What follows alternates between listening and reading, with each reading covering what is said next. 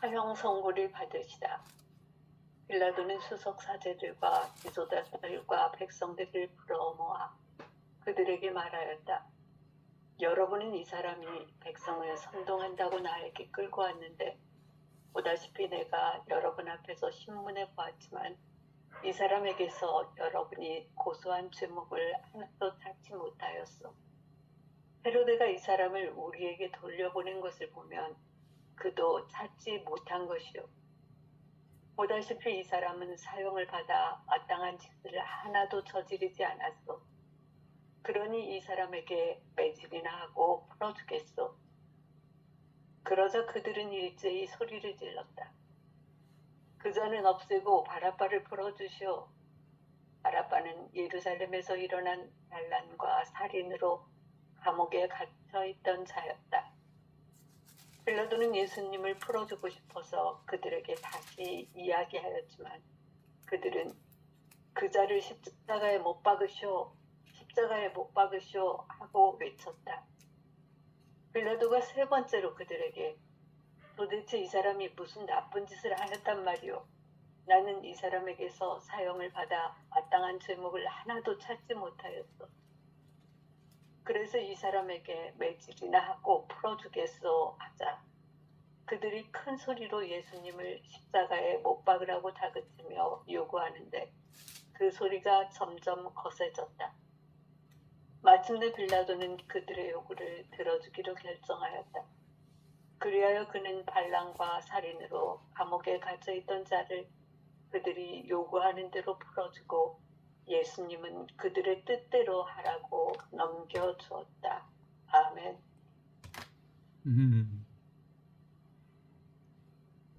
루카복음 23장 오늘 읽었던 대목은 예수님의 사형원도 현장을 우리가 목격하고 있는데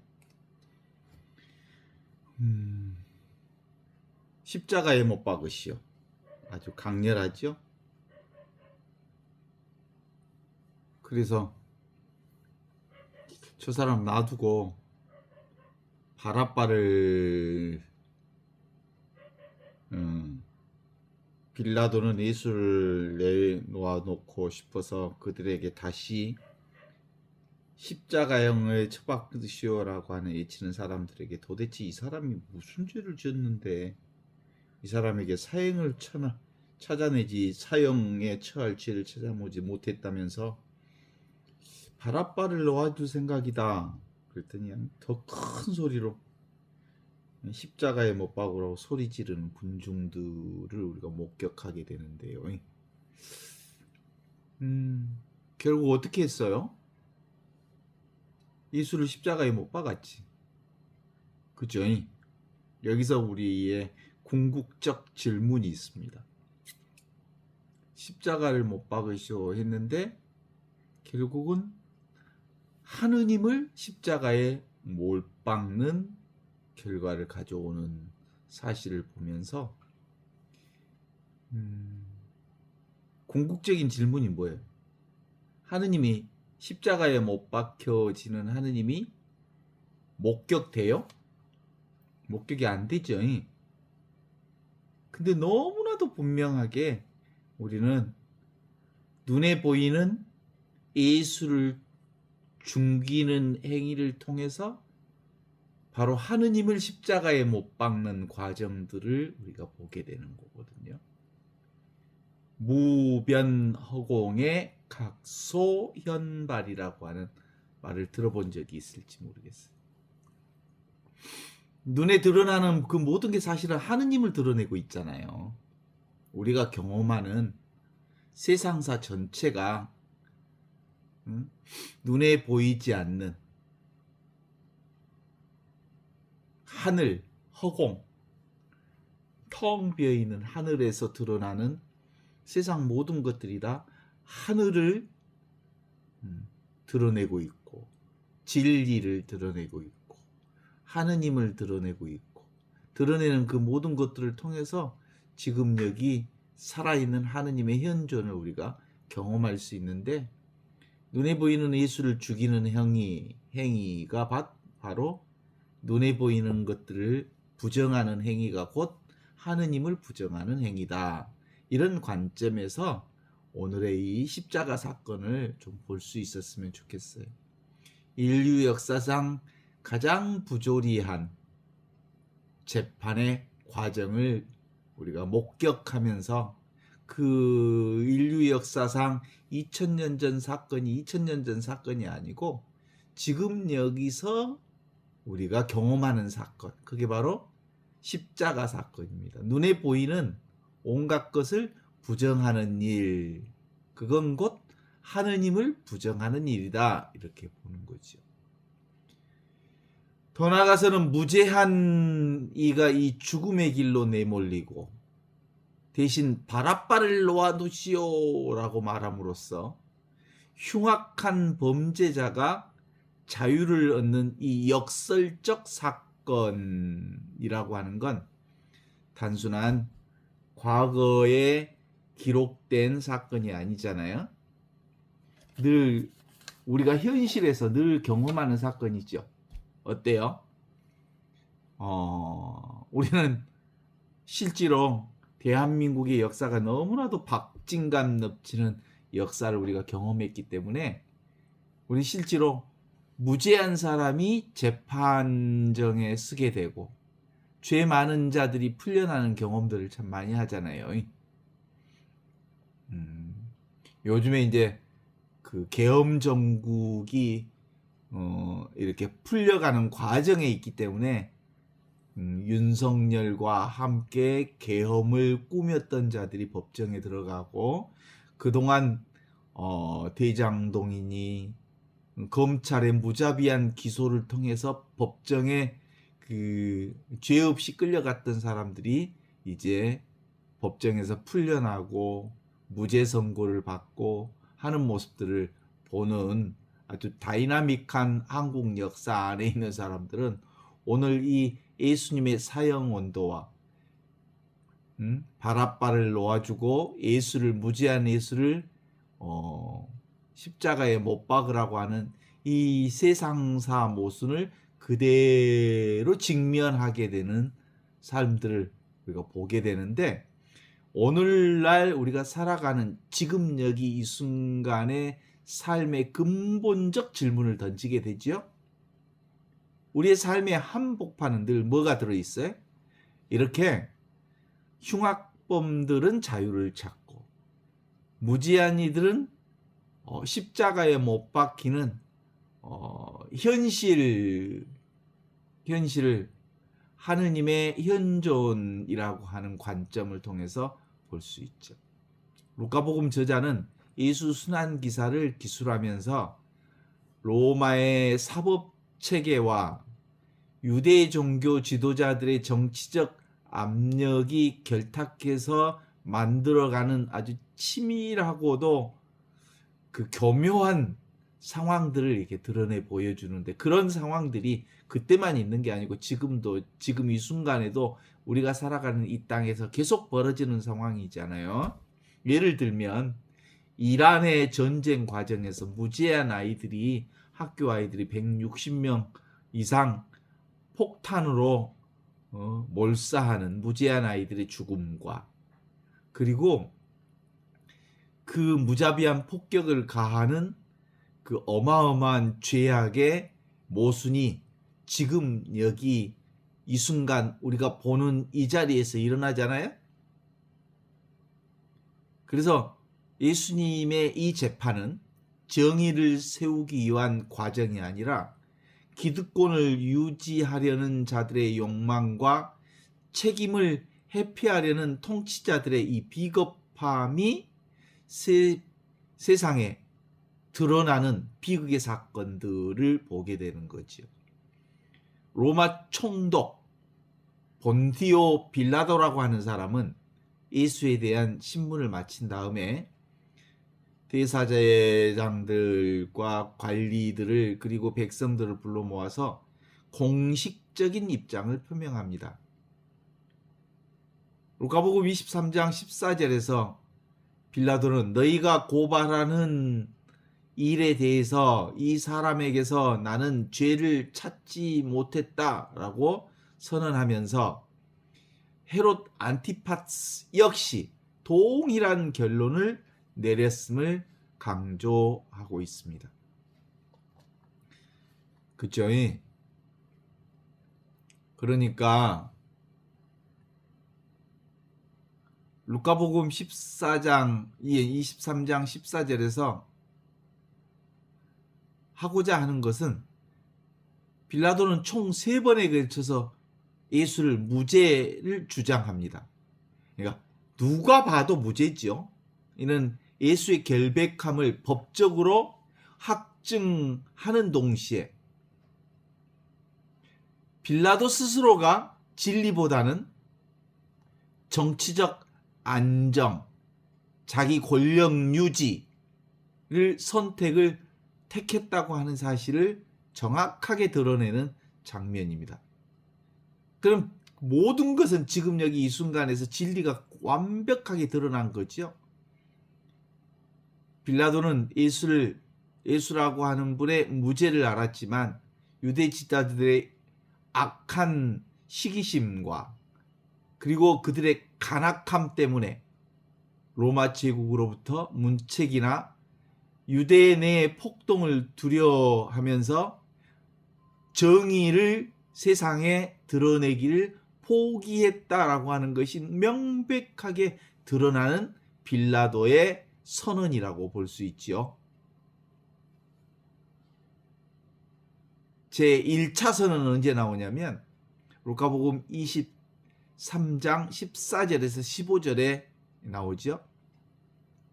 내가 신문하였으되 죄를 찾지 못하였고 헤롯 또한 그렇게 하여 2차 무죄 선고는 20절에 나옵니다. 예수님을 놓아주고자 하여 다시 그들에게 말했다. 그랬더니 군중들의 반응이 십자가에 못 박으시오, 십자가에 못 박으시오라고 외치죠. 22절에는 다시 무죄를 선언합니다. 이 사람이 무슨 악한 일을 하였느냐? 나는 몇 대 때려서 놓아주려고 한다. 그랬더니 군중들이 또 큰 소리로 십자가에 못 박으라고 아주 아우성을 칩니다. 그러니까 기본적으로 무죄인 줄 알지만 그 정면으로 정의를 외면하는 모습들이 인간 전체 모습 속에 드러나는 것이 완전히 지금 여기서 밝혀지고 있죠.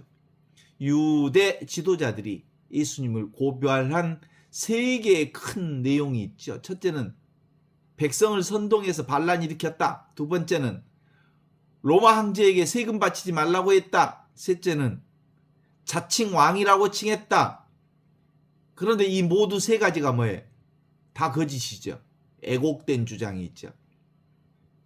예수님은 가리사이의 것은 가이사르에게 바치라고 가르쳤고 그의 나라는 이 세상에 속한 하느님의 나라는 이 세상에 속한 정치적인 왕국이 아니라고 분명하게 밝혔죠.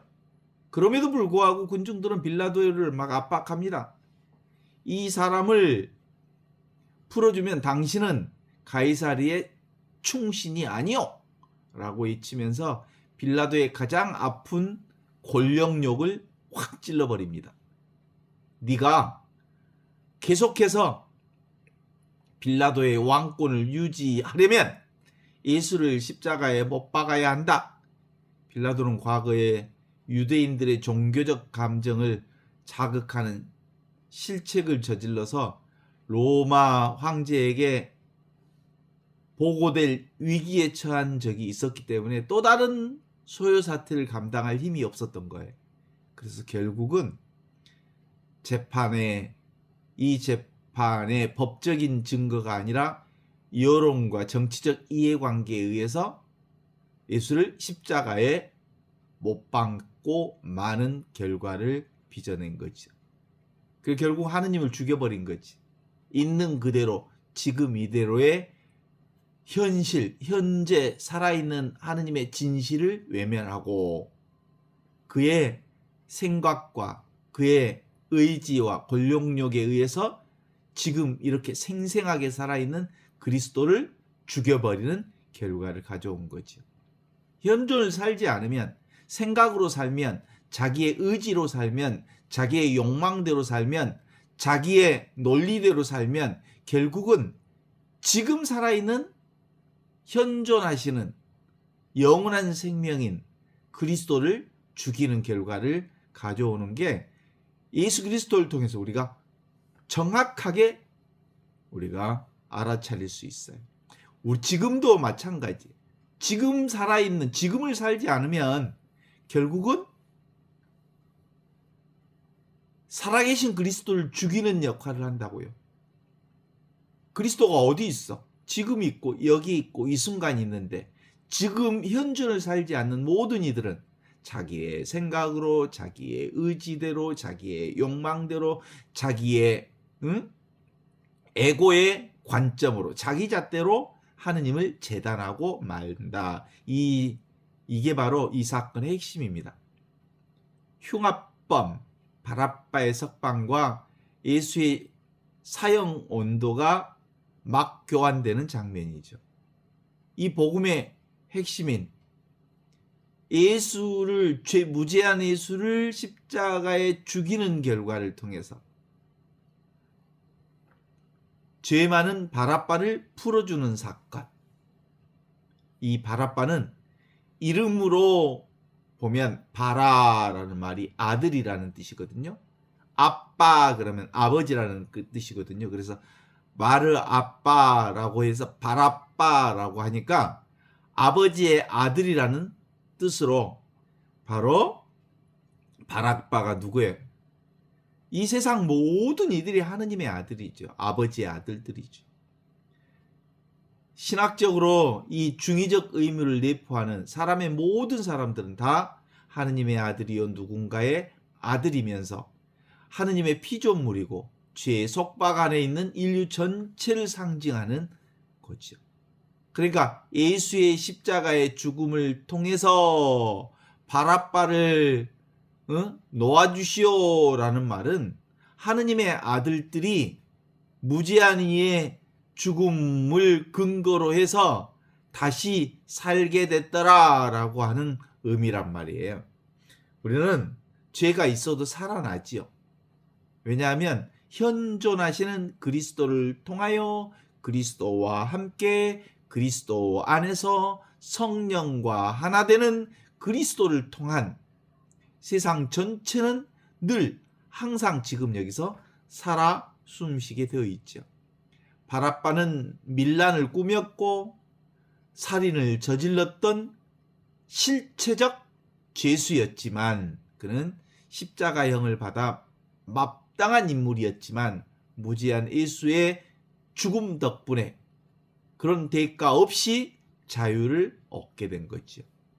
우리 인간 전체가 사실상 죄로 따지자면 다 죽어 마땅할 사람들이지만 그 죄를 묻지 않으시고 사실은 예수의 십자가의 무죄한 이들의 죽음을 통해서 죄인들이 이렇게 살아 있음을 드러내는 거죠. 죄인인 우리가 예수 그리스도의 희생으로 무죄한 이들의 희생으로 죽음에서 생명으로 옮겨진 사건의 이 축소판이 바로 바랍바를 놓아주시고 예수를 십자가에 못 박으시오 라고 하는 군중들의 이 얘기가 바로 결과적으로는 바로 예수의 십자가의 죽음을 통한 죄인들의 해방을 드러내는 구원의 역사를 증명해 내고 있는 거지. 인간적 관점에서 볼 때는 바랍바가 풀려나가고 예수가 사형 선고를 받는 정의의 실종이 이루어졌지만 영적인 관점으로 이 사건을 비추어 보면 결국은 하느님의 공의와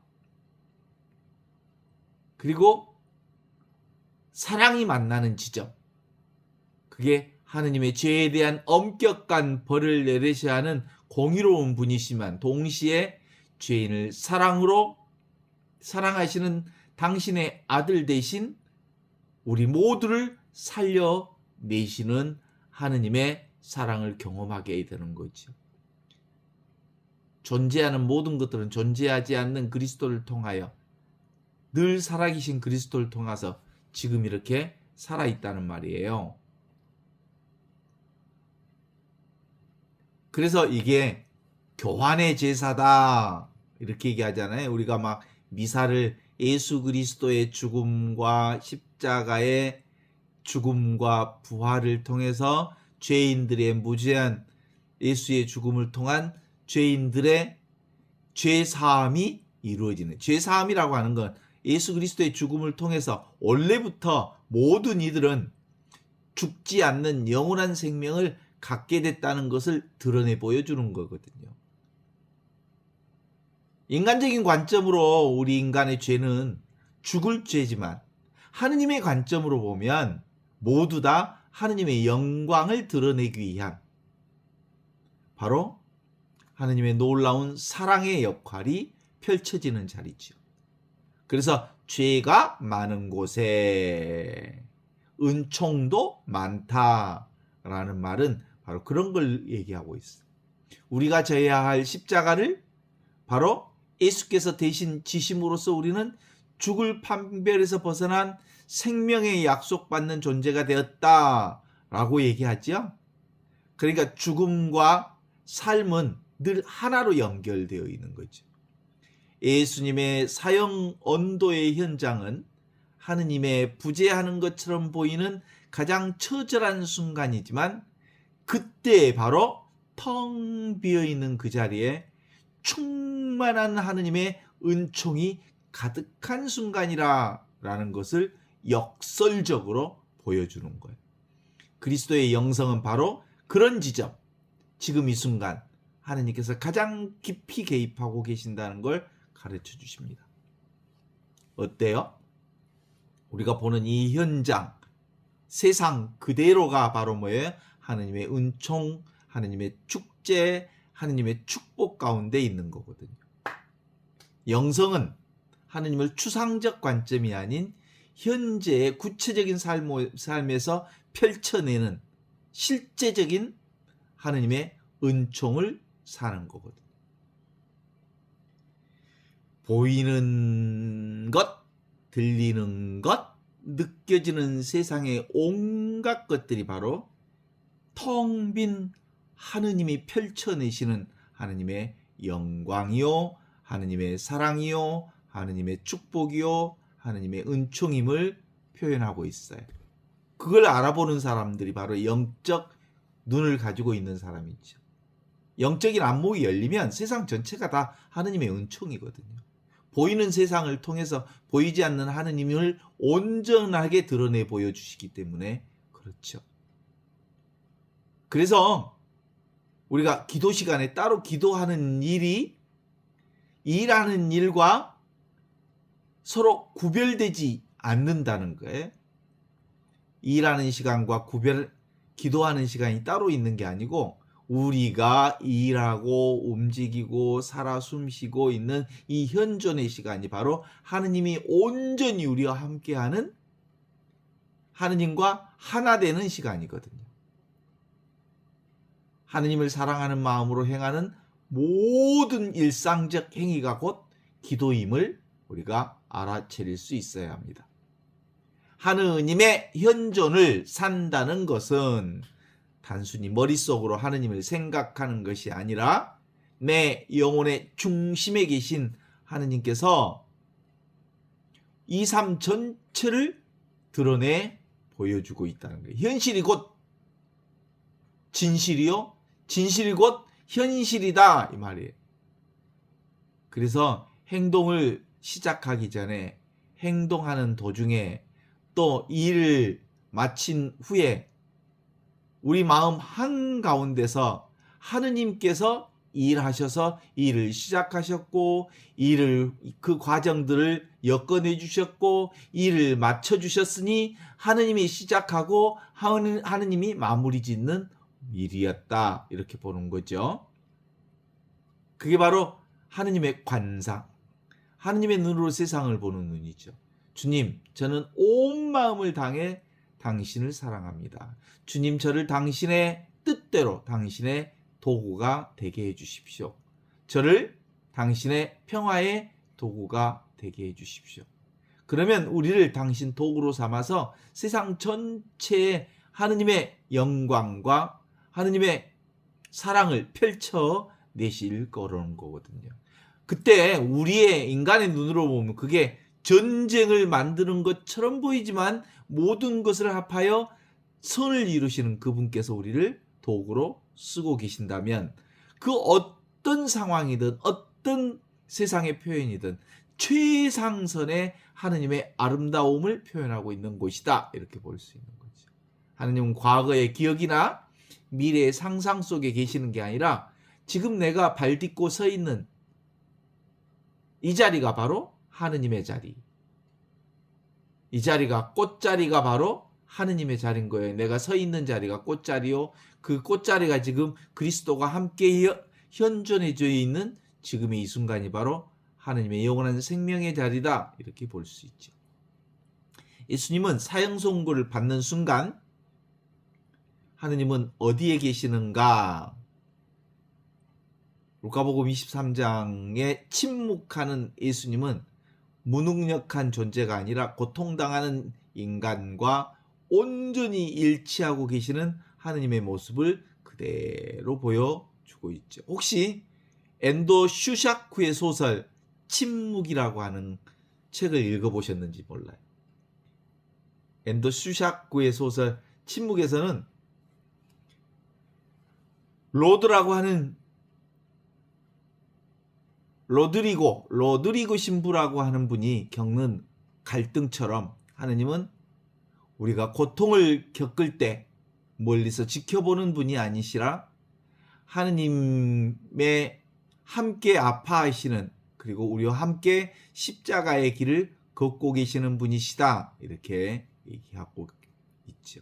하느님의 현존은 우리가 모든 일이 잘 풀릴 때만 느껴지는 게 아니라 오히려 실패와 절망과 시련과 고뇌 속에서 하느님 더 선명하게 당신의 자비를, 축복을, 은혜를, 은총을 내려주시지요. 일상의 단조로움, 그게 바로 평범한 삶의 성화이죠. 그래서 우리는 매 순간 아무 일이 없는 삶의 단조로움 속에서도 하나님은 늘 우리와 함께 계시고 극한 고통과 시련이라고 하는 과정 속에서도 하나님은 늘 우리와 함께 계시죠. 십자가의 예수님과 온전히 일치하여 겸손하게 우리 주님, 이 잔이 너무 힘들고 고통스럽지만 제 뜻대로 하지 마시고 하느님의 뜻대로 하십시오 라고 하느님께 온전히 맡길 때 십자가 위에 예수님처럼 온전히 하느님과 일치된 바로 하느님의 영광을 경험할 수 있죠. 인간의 실수와 실패 가운데 하느님은 무조건적으로 자비의 체험으로 우리를 인도해 주시죠. 더 나아가서 타인의 고통 앞에 그리스도의 긍휼이 실현되고 있죠. 현대인의 삶 속에서는 오늘날 우리는 빌라도의 관정은 아닐지라도 삶의 여러 지점에서 늘 절망적인 상황을 마주합니다. 정말 이해할 수 없는 상황들을 맞이합니다. 인간의 인간관계 속에서, 건강 안에서, 그리고 신뢰했던 과거의 배신 등 모두가 죽음과 같은 고통을 만들어냅니다. 이게 바로 에고의 철저한 좌절을 경험하는 그 자리에 하느님의 현존을 온전하게 발견하는 그리스도의 영성이 거기서 드러나는 거죠. 그래서 늘 기본적으로 하느님을 만나는 가장 최선의 장소는 어디냐면 십자가의 절망 장소이죠. 저는 요즘에 전쟁과 평화라고 하는 톨스토이 작품을 읽으면서 그 주인공들, 거기서 나오는 캐릭터 주인공들 모두가 절망 상황에서 진실을 발견하는 모습들을 보게 돼요. 절망. 자신의 꿈, 자신의 이상, 자신의 생각이 완전히 좌절되어졌을 때 비로소 하느님이 나를 인도하시는구나, 하느님의 사랑이 지금 여기 이렇게 너무나도 분명하게 살아있구나 라는 것을 깨닫는 영적 체험들을 하는 것을 볼 수 있었어요. 그 소설에서도 마찬가지지만 우리 삶도 자신의 철저한 절망 상황에서 비로소 하느님의 인도하심, 하느님의 현존하심, 하느님 지금 이렇게 살아계심을 경험하게 되는 거거든요. 사회적 약자들이 겪는 고통은 누가복음의 사형 판결과 맥을 같이 합니다. 구조적인 악과 편견에 의해서 고난받는 이들 곁에 언제나 침묵 속에 함께 울고 계시는 예수님이 그 자리에 있습니다.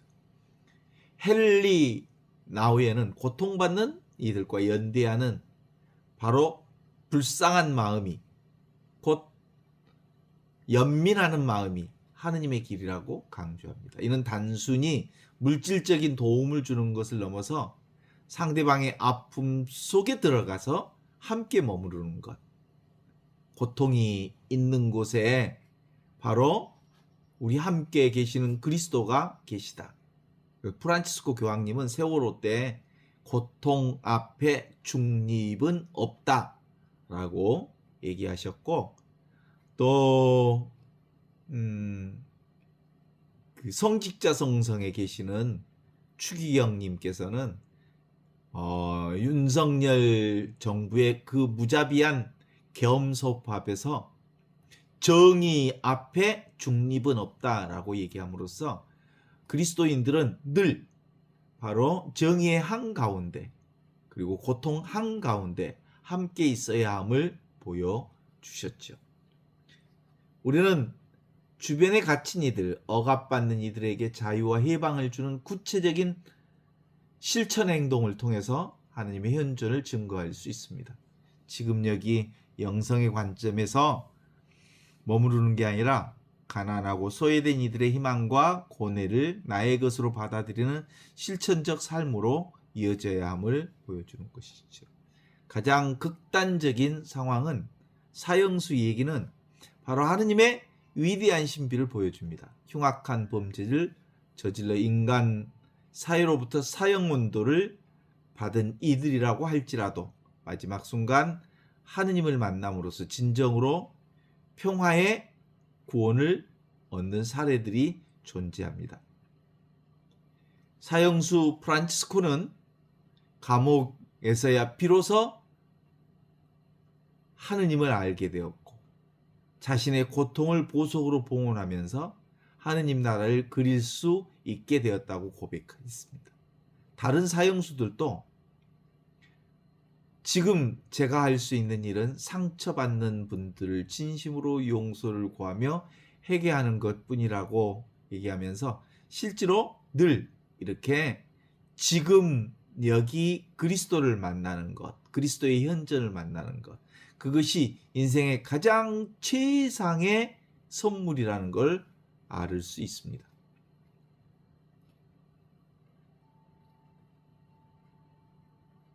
그렇습니다. 누가복음 23장 13절에서 25절에서 전하는 사형원도의 서사는 단순히 2000년 전 비극적 기록이 아니라 뭐예요? 지금 이 순간에도 우리 삶의 현장에서 반복되어지는 거짓과 진리, 죽음과 생명 사이에서 둘이 아닌 하나가 이렇게 끊임없이 죽음의 자리에서 생명의 자리가 드러나고 거짓의 자리에서 진리의 자리가 드러나고 피어나는 모습을 보여주는 거죠.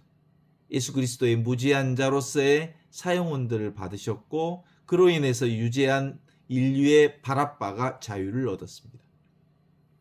이 거룩한 교환, 하느님이 인류를 얼마나 극진히 사랑하시는지를 보여주는 영원한 증표입니다. 우리는 매일의 삶 속에서 이 은혜를 경험합니다. 우리는 인간적으로 죽을 죄인에 불과합니다. 그러나 하느님의 사랑으로 우리는 영원한 생명을 살게 됩니다. 죽음의 죄가 바로 하느님의 사랑을 경험하는 현장이라는 거예요. 하느님의 현존은 늘 거창한 신학적 이론이 아니라 숨을 들이쉬고 내쉬는 바로 지금 이 순간, 아침에 눈을 뜨는 그 순간, 고통받는 이들의 손을 맞잡는 순간, 구체적인 삶의 현장 속에서 순간순간 찰나찰나마다 하느님의 살아계신 현존을 경험하게 되는 거죠. 우리의 삶의 가장 어둡고 가장 처절한 순간조차도 하느님의 자비와 사랑이 머무르는 거룩한 장소가 될 수 있음을 말해주는 거예요. 그래서 결국은 예수님의 십자가의 이 현장 그 자체가 바로 하느님의 은총과 사랑을 드러내는 자리이죠.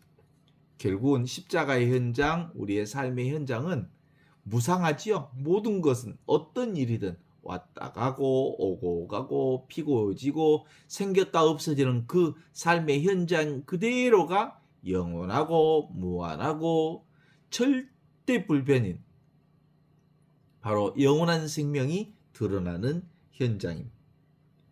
그래서 기본적으로 우리 삶의 모든 부분들을 우리 인간의 생각으로 단죄하거나 그것을 규정할 수 없다는 사실을 확인할 수 있습니다.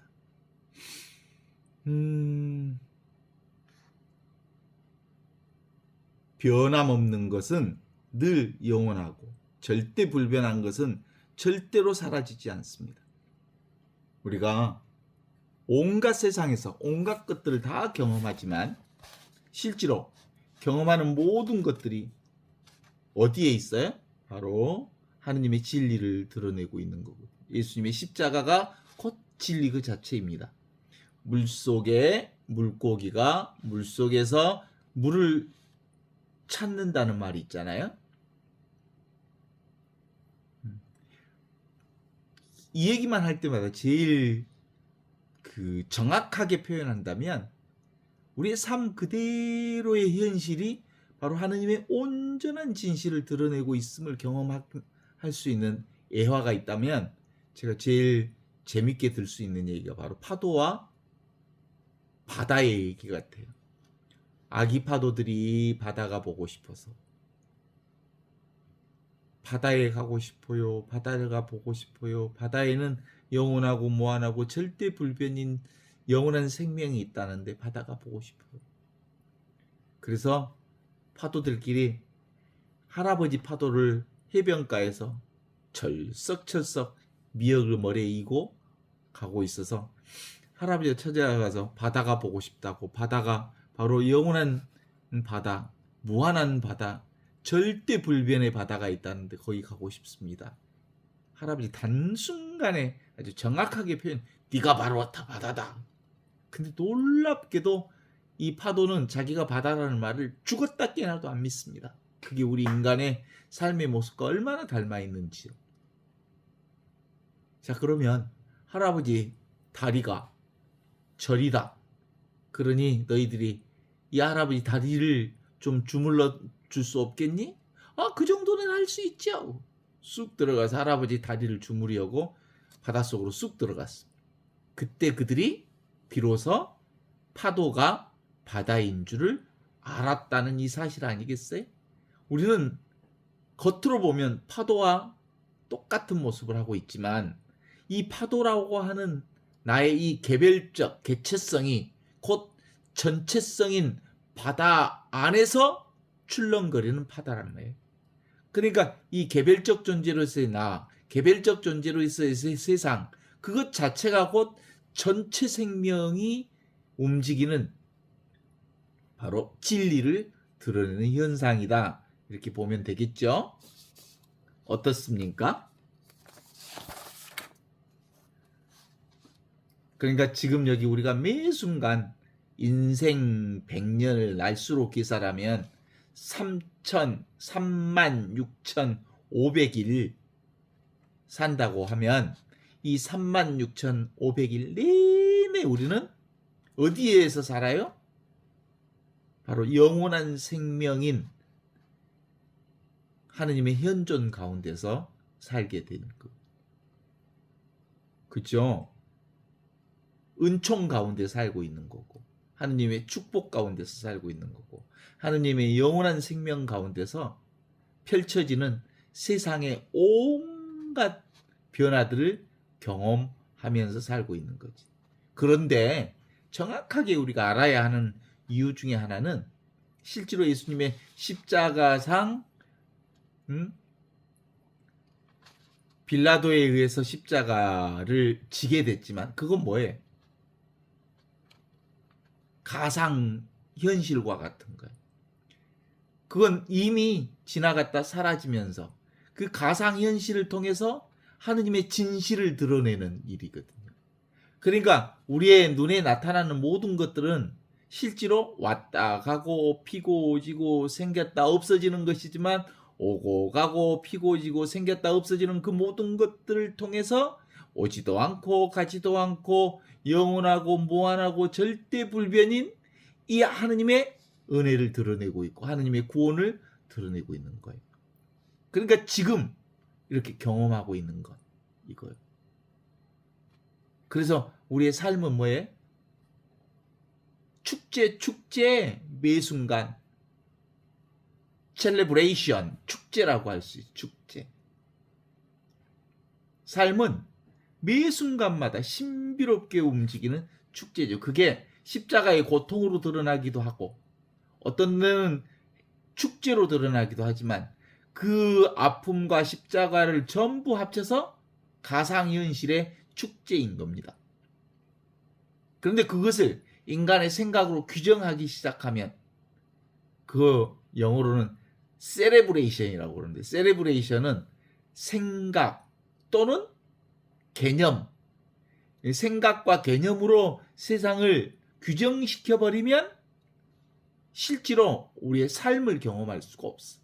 삶을 온전하게 경험하려면 십자가도 경험하고 그리고 은총도 경험하고 아픔도 경험하고 배신도 경험하고 우울도 경험하고 병도 경험하고 온갖 것을 경험해야 비로소 축제의 삶을 산다고 말할 수 있어요.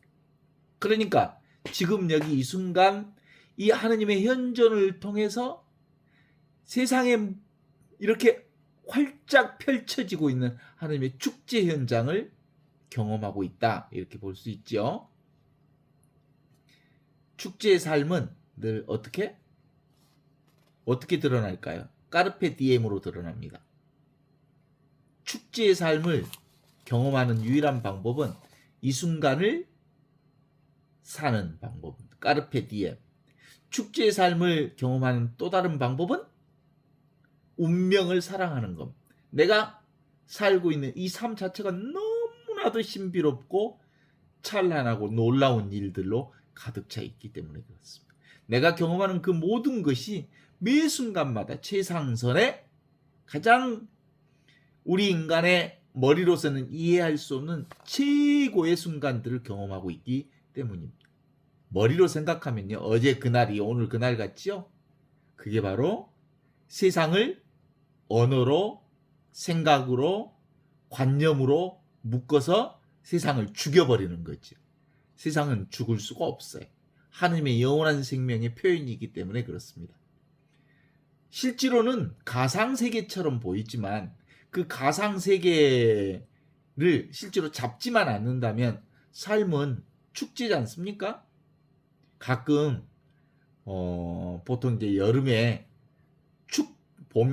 봄에 축제를 많이 하잖아요. 봄에 축제할 때 하늘에다가 축포를 막 쏴요.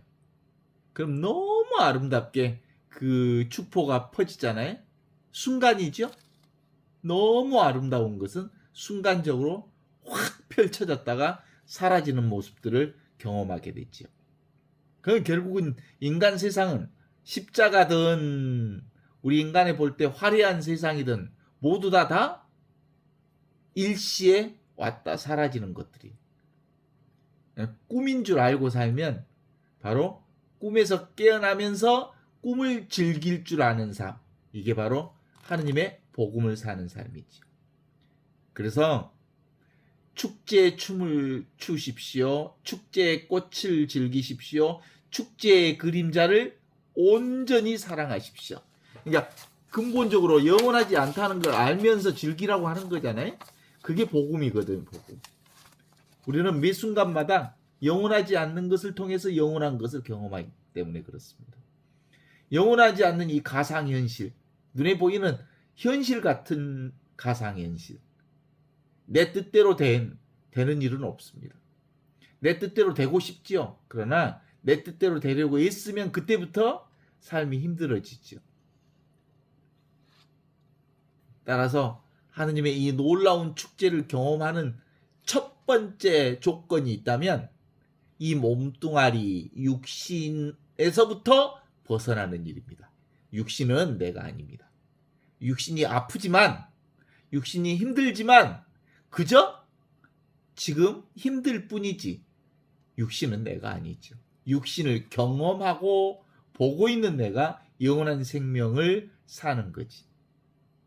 그래서 나라는 이 착각의 가상의 몸에서 빠져나오기만 하면 우리는 온전히 하나님의 영원한 생명을 보고 하나님의 영원한 생명을 들을 수 있고 하나님의 영원한 생명을 느낄 수 있고 실제로 이렇게 경험할 수 있죠.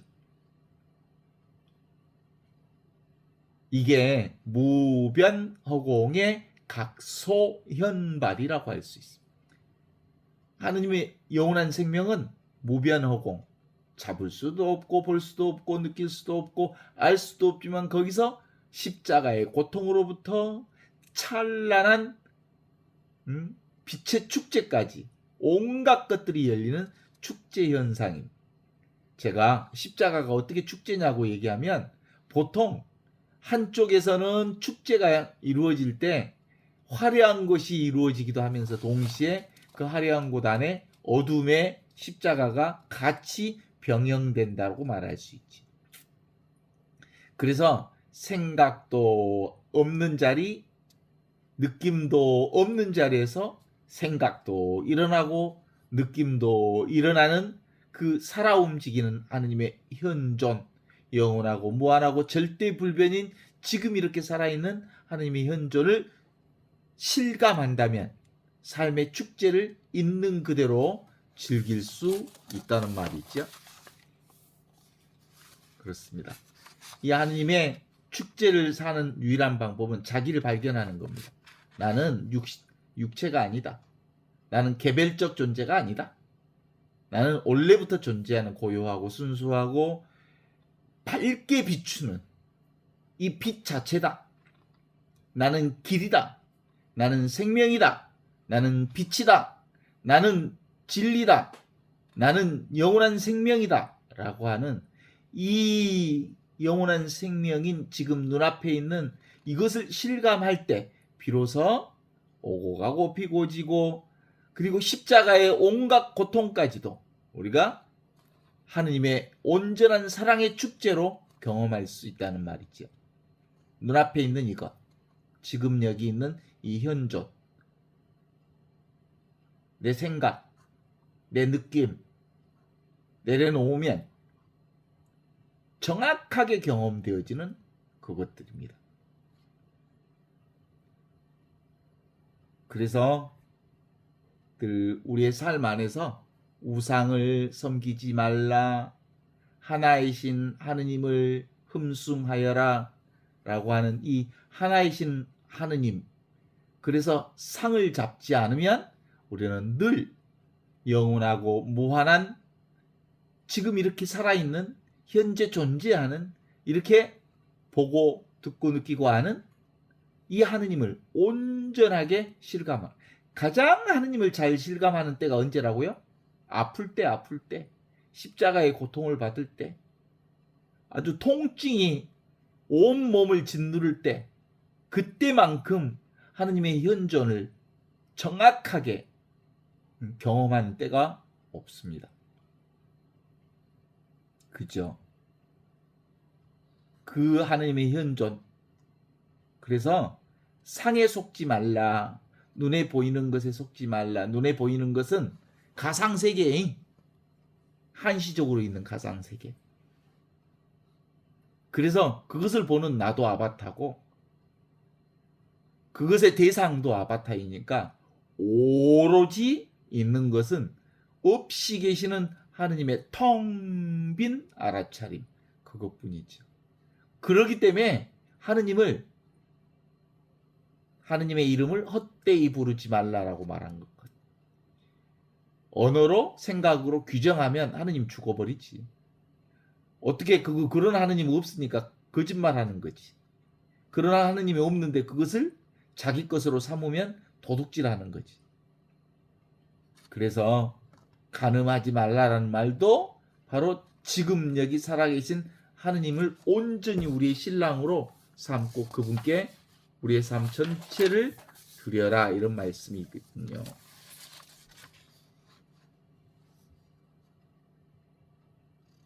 이게 뭐예요? 지금 여기 이렇게 살아있는 이것. 이게 깨달은 자만이 실감할 수 있는 거거든요. 그러니까 자기 자신을 고집한 사람은 도무지 지금 여기 현존을 체험할 수 없습니다. 왜냐하면 자기 생각으로 사니까요. 자기 생각으로 살면 실제로는 뭘 사는 거예요? 눈에 보이는 것에 속고 사는 거죠. 가상세계를 진짜인 줄 알고 그걸 더듬어서 자기 것으로 하는 한 삶은 허전하고 텅 비어있는 것을 가슴에 끌어안고 있으니까 삶이 늘 무의미하기 시작한 거지. 결국은 텅 비어있는 이 가상현실이 뭐라고요? 진실을 드러내는 현상이라는 것을 알아차리면 가상현실인 줄 알면서 가상현실을 너무나도 감사하게 알아차리기만 하면 그게 감 잡는 인생이거든. 말씀이 사람이 되시어 우리와 함께 계신 예수 그리스도가 인카르나시오 육화하신 예수 그리스도 그분을 통해서 하느님을 만난 것처럼 인카르시오 한 세상을 통해서 우리는 진리를 만나게 되는 거거든요. 진리의 성품은 눈에 보이는 것이 아니라 눈에 보이지 않는 것을 통해서 눈에 보이는 온갖 것들을 세상에 이렇게 드러내 보여주시고 있죠. 어떨 때 실제로 우리가 하느님을 잘 만날 수 있냐면 우리가 세상의 변화를 가장 많이 볼 때가 사춘기 때잖아요. 인생에서는. 그런데 이 사춘기 때 부모들이 아이들을 가장 많이 억압해. 뭐 하고 싶으면 대학 가서 하라고 그러고 공부나 열심히 하라고 그러고 그렇게 사춘기의 변화를 충분히 경험할 수 없게 만들면 그렇게 얌전하게 사춘기 기간을 겪은 사람들이 나중에 갱년기나 사춘기 때 나이 50, 60대 때 사고 쳐. 그때 이제 그 변화를 온전하게 경험할 때 비로소 우리 변화를 통해서 변화하지 않는 하느님의 진리가 우리 안에 정착될 수 있거든요. 그런데 그 변화를 우리가 충분히 경험하지 못하면 어떤 때 점진적 변화를 통해서 드러내는 하느님의 놀라운 사랑을 경험할 수 없게 된단 말이지. 그래서 기본적으로 지금 여기 이렇게 살아있는 하느님의 현존에 대한 실상, 텅 비어 있으면서 모든 것을 운영하시는 하느님이 십자가의 어려움뿐만 아니라 그 십자가의 고통을 통해서 우리에게 온전한 은총을 주신다는 것을 깨달아 알게 될 거거든요. 그래서 믿음이 중요해요. 믿음이 뭐냐면 하느님이 지금 여기 이렇게 현존하시면서 세상의 온갖 것들을 다 펼쳐내신다고 하는 이 하느님의 은총에 대한 확신이 우리에게 있어야 그게 바로 믿음이죠. 모든 것을 내려놓도록 하십니다. 이게 바로 자연스러운 쉼이죠. 생각으로부터 해방되는 거죠. 어떤 스승이 제자를 데려놓고 하느님을 만나게 해주겠다고 하느님을 직접적으로 보여주겠다. 그리고 밤하늘에 달빛을 별빛을 보여줬다는 거 아니에요. 하늘을 봐라. 자, 그리고 땅에 누워봐라. 하늘에 별이 보이지. 그때 동네에서 개소리가 들렸다는 거예요. 멍멍멍 하는 개소리가.